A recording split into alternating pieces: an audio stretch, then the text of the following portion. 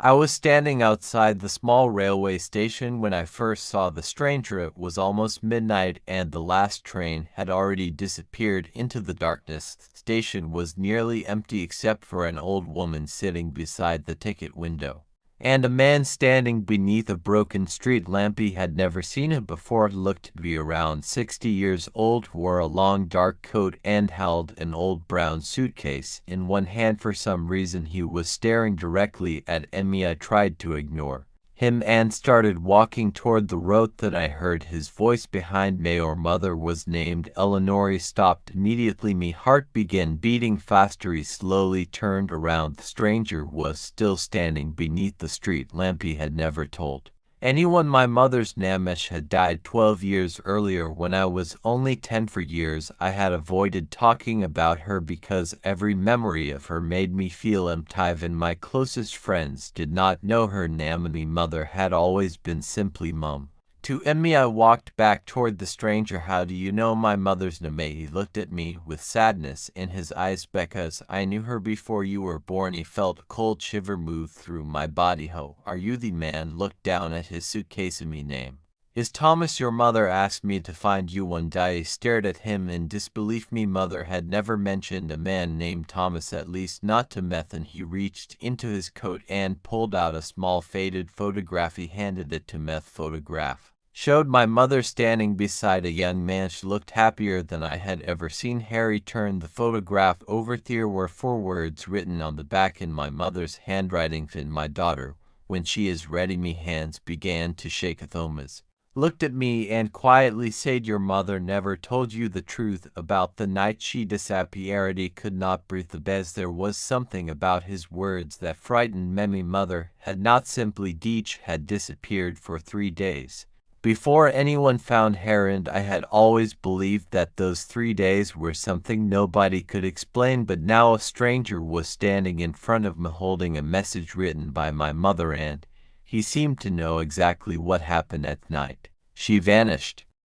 I followed Thomas to a small cafe across the road from the station. The place was almost empty and the lights above the tables flickered every few seconds. Thomas placed his suitcase beside him and looked at me for a long moment. Your mother knew that someone was watching. Harry felt confused. Edward was watching her. Thomas did not answer immediately. Instead, he opened his suitcase and removed an old envelope. My name was written across. I recognized the handwriting immediately. It was my mother's. He opened the envelope with trembling hands. Inside was a letter. Me daughter, if you are reading this, then Thomas finally found you. I am sorry that I could not tell you everything. There are things about my past that I wanted to protect you from. Me always believed that keeping you away from the truth would keep you safe, but secrets have a way of following people. He stopped reading. He could barely see the words through my tears. Thomas quietly said that my mother had written the letter 12 years earlier.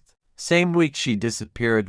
Did she leave? I whispered. Emma looked at the table. She did not leave. Simeon forced her to. Rooney looked at him. What do you mean? Told me that my mother had discovered something about my family, something that could destroy several. Livesh had found evidence that a wealthy man had been using his influence to control people in our town. My mother had planned to expose him, but before she could do it, someone threatened her. Thomas had helped her escape. He had taken her to a safe house outside the city, but after 3 days she returned because she refused to leave me behind. That was when everything changed. Thomas reached into the suitcase again. This time he pulled out a small silver key. Your mother gave me this on the last night I saw her. She told me to keep it until you were old enough to understand. He stared at the key. What does it open? Thomas finally looked directly into my eyes. A room in your childhood home. A room that your father told you never existed. Me entire body went cold. You remembered that house. I remembered the long hall. I remembered the locked wooden door at the end of it, and I remembered my father warning me never to ask what was behind it. Thomas pushed the key toward me. Your mother left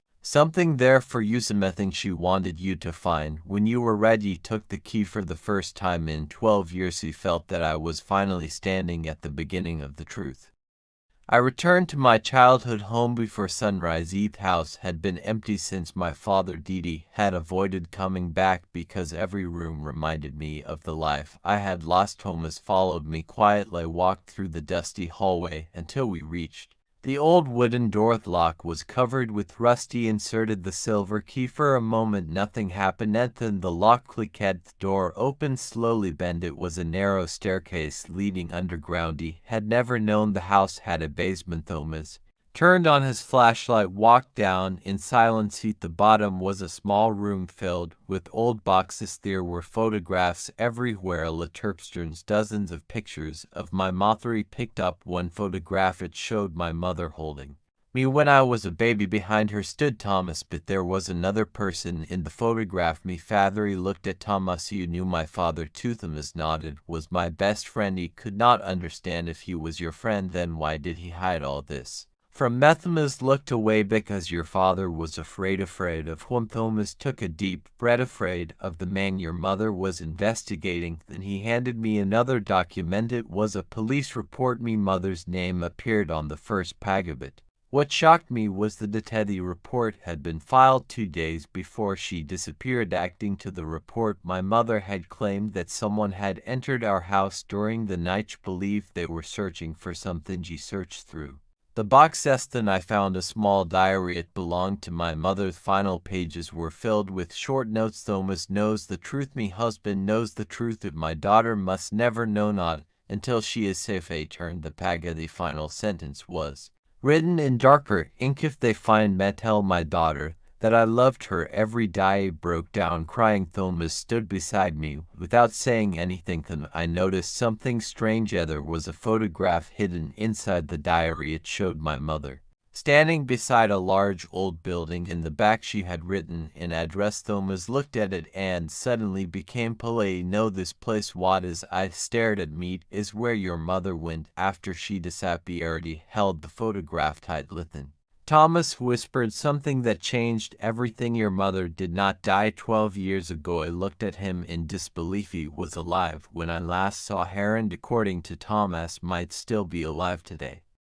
We drove through the night toward the address written on the photograph. Road became narrower as we moved farther from the city. Finally, we reached an abandoned house surrounded by tall trees. Thomas stopped the car. Neither of us spoke. He stepped outside. The house looked exactly like the photograph. Windows were broken. The garden had disappeared beneath weeds, and the front door was hanging open. Entered slowly. Inside, everything was covered in dust. Thomas called my mother's name. There was number answered. Then we heard a sound from upstairs. A soft movement. Me was there who climbed the stairs. At the end of the hallway was a small bedroom. The door was slightly open. Thomas pushed it gently. A woman was sitting beside the window. Her hair was silver. Her face was older, but I knew her immediately. He could not move. The woman slowly turned around. Her eyes filled with tears. She whispered my name. I felt as though the entire world had stopped. Mum stood up slowly. For several seconds we simply stared at each other. Then she walked toward me. I ran into her arms. She held me so tightly that I could barely breathe. I had imagined this moment hundreds of times, but never believed it would actually happen. We did you leave? Mia Creech held my face in her hands. He never left you. He was hiding because they believed I knew where the evidence was. What evidence? She looked at Thomas. Not dead. Then she told me everything. The man my mother had been investigating had discovered that she had evidence against him. My father had helped her hide the evidence. When the man realized this, he threatened our entire family. My mother believed that disappearing would protect me. She had watched me from far away for years. She knew when I graduated. She knew when I moved away. She even knew about my first job, but she never approached me because she feared someone was still watching. She looked at Thomas. We did you finally bring me here? My mother answered, because I knew the danger was gone. Then she handed me a small metal box. This is what they were searching for. Inside was a collection of documents proving everything. My mother's voice trembled, but there was one final thing she wanted me to know. Your father was never the man you believed he was. Had protected us until the very Andy looked down at the documents and I saw one final photograph. It showed my father, me mother and Thomas standing together many years ago. In the back were 6 words, and day she will know everything, and that day had finally arrived.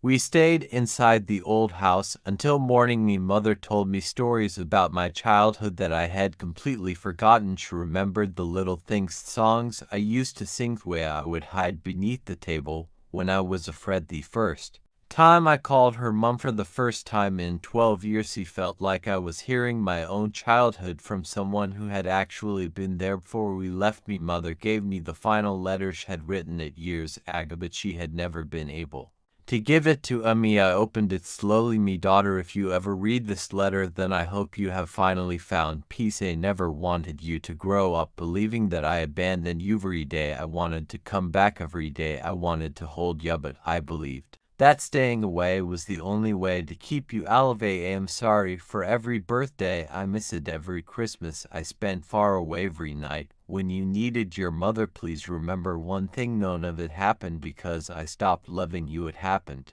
because I loved you more than I loved my own life. I could not continue reading. You pressed the letter against my chest and cried. Me mother sat beside me. Thomas stood near the window. For the first time I understood why a stranger had known my mother's. The Mayhe had not been a stranger at all, had been the person who carried my mother's secret for 12 years. She had promised her that one day when I was strong enough would bring me home. You left the house together. The evidence was eventually given to the authorities. The man who had threatened my family was finally exposed, but none of that mattered as much to me as the woman sitting beside me in the car. Me mother was Olivia, and I finally had the chance to know her again. Months later we moved into a small house near the sea. Every morning we drank tea together. Some nights we talked about the past. Sometimes we said nothing. At a lone evening I asked her why she trusted Thomas so much. Smiled because years ago I asked him to make me one promise. What promise? She looked at me and smiled through tears. He asked him to find my daughter if I could note, and he kept that promise. I looked toward the road. Thomas was walking away with his old brown suitcase. He finally understood that some strangers enter our lives for only one reason: to return something we thought we had lost forever. And sometimes the greatest mystery is not who the stranger is, it is why they waited so many years to bring us home.